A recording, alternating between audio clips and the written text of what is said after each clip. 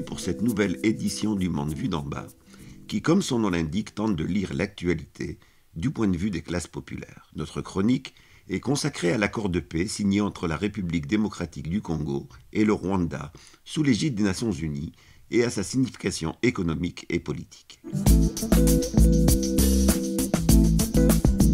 Vendredi 27 juin, les ministres des Affaires étrangères de la République démocratique du Congo et de la République du Rwanda signaient à Washington un accord de paix censé mettre fin au conflit dans l'est de la République démocratique du Congo.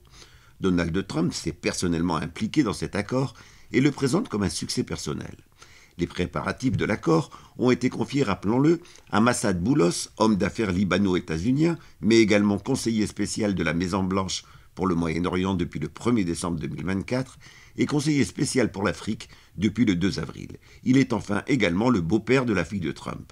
Argent et clanisme familial et amical sont décidément deux axes structurants de la politique du président états-unien. Le premier effet de l'accord est de redorer l'image d'un Trump faiseur de paix, à laquelle il doit en partie non négligeable son élection, image largement décrédibilisée par la poursuite de la guerre en Ukraine, les bombardements des États-Unis en Iran et le soutien total au génocide en Palestine. Qui pourrait en effet ne pas applaudir à la perspective de la fin du second génocide de longue durée contemporain de notre planète, celui du Congo. Washington a jusqu'à présent été un allié sans faille de l'agresseur, le Rwanda. Les preuves de l'implication directe du Rwanda derrière le gang M23 ont en effet été largement documentées par de nombreux chercheurs et institutions. Pour ne citer que l'ONU et l'actualité récente, rappelons le rapport semestriel des chercheurs mandatés par le Conseil de sécurité.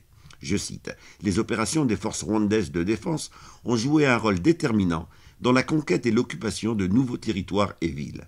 Une semaine avant l'attaque de Goma, des responsables rwandais ont confidentiellement informé le groupe que le président Paul Kagame avait décidé de prendre immédiatement le contrôle de Goma et de Bukavu. » Fin de citation. Malgré ces preuves, le soutien de Trump au président rwandais a jusqu'à ces derniers mois été au rendez-vous. L'achat par les États-Unis et l'Union européenne au Rwanda de minerais et en particulier de coltan volés au Congo est largement documenté. Nous disons jusqu'à ces derniers mois, car le président congolais a effectué un brusque rapprochement avec Washington en mars dernier. Incapable de résister à l'agression rwandaise du fait d'une corruption endémique qui gangrène tout l'appareil d'État, y compris l'armée, depuis de nombreuses années, il décide de brader les richesses immenses de son sous-sol à Washington. Le retournement est de taille. Jusqu'à présent, le choix stratégique congolais pour ces minerais était orienté vers la Chine. Celle-ci représente en effet plus de la moitié des exportations congolaises et près de la moitié de ses importations. Elle est le premier partenaire commercial de la RDC et domine le secteur minier. L'annonce le 9 mars dernier par le département d'État de l'ouverture de négociations entre Washington et Kinshasa pour un accord portant sur l'exploitation des minerais congolais en échange d'une, je cite, « aide à la stabilité régionale » marque un véritable retournement d'alliance. 5 semaines plus tard, le gouvernement états-unien rendait publique la signature prochaine d'un accord en précisant que celui-ci portait à la fois sur l'exploitation des mines congolaises et sur la construction des infrastructures nécessaires à celles-ci. Rappelons que le Congo détient dans son sous-sol plus de 60% des réserves mondiales de coltan, minerai stratégique pour l'industrie électronique, selon les estimations les plus basses. L'enjeu est tellement important qu'il explique pourquoi le pyromane Trump se transforme en pompier et pourquoi il n'hésite pas, comme en Ukraine, à lâcher un allié de longue date. Décidément, à Washington, le seul critère jugé pertinent pour une alliance est l'ampleur du profit escompté. Trump impose donc à son allié un accord pour pouvoir accéder en grand aux minerais congolais et affaiblir de manière non négligeable la Chine. La journaliste belge Colette Brackman résume comme suit le nouveau choix de Donald Trump, je cite, « Homme d'affaires avisé et controversé, Donald Trump semble avoir préféré le grossiste congolais qui lui fait des prix d'amis au détaillant rwandais qui depuis des années conditionne et revend des matières premières notoirement extraites chez son voisin, puis conditionnées dans les fonderies de Kigali. » Fin de citation. Dans la ligne de mire de Washington, il y a bien sûr le gisement de coltan de Rubaya, le plus grand gisement au monde qui à lui seul représente 20% de la production mondiale, mais également les gisements d'or, d'étain, de tungstène, etc. Comme en Ukraine, l'allié déçu, Kagame, se sent floué et menace. Dans une conférence de presse tenue le 4 juillet, il souligne que l'accord de Washington est dépendant des négociations qui doivent s'ouvrir à Doha avec la médiation du Qatar.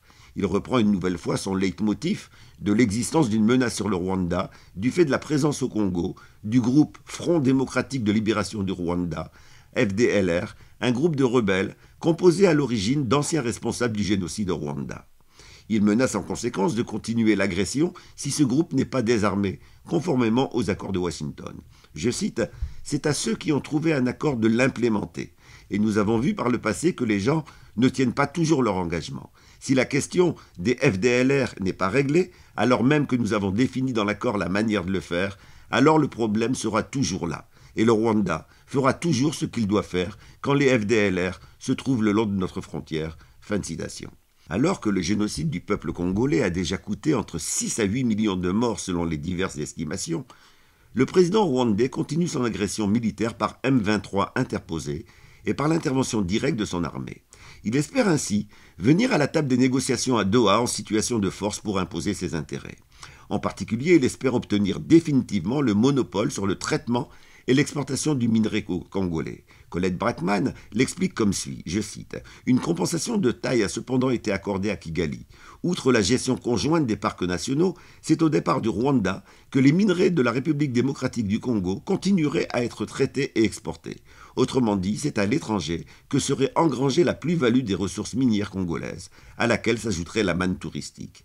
L'exportation de minerais à l'état brut rappelle le pacte colonial d'autrefois, lorsque le cuivre et l'uranium étaient extraits du Katanga pour être traités en Belgique. » Fin de citation.